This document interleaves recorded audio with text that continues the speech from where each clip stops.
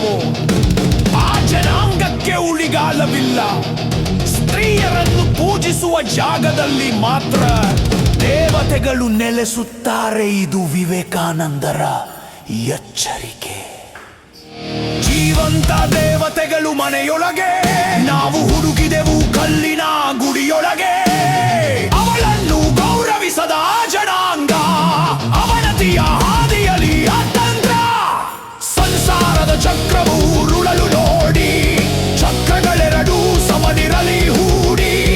ಅವಳ ಸಮಸ್ಯೆಗಳಿಗೆ ಅವಳೆ ದಾರಿ ಕಂಡುಕೊಳ್ಳಲಿ ಸಬಲ ನಾರಿ. ಚಕ್ರಗಳು ಸಮನಾಗಿರಲಿ, ಸ್ತ್ರೀಯರ ಪ್ರಗತಿ ಇಲ್ಲದೆ ಈ ದೇಶ ಎದ್ದು ನಿಲ್ಲಲು ಸಾಧ್ಯವಿಲ್ಲ. ಎದ್ದೇಳಿ ಗೌರವಿಸಿ. ಜಗವ ಬೆಳಗುವ ಜ್ಯೋತಿ ಈಕೆ, ಮನೆಯ ಬೆಳಗುವ ಮಾತೆ ಈಕೆ. ಶಕ್ತಿ ಸ್ವರೂಪಿಣಿ, ಯುಗ ಪ್ರವರ್ತಿನಿ, ನಮನ ನಿನಗೆ ಓ ನಾರಿ ಶಕ್ತಿ. ಜಯ ಶಕ್ತಿ, ಜಯ ಶಕ್ತಿ.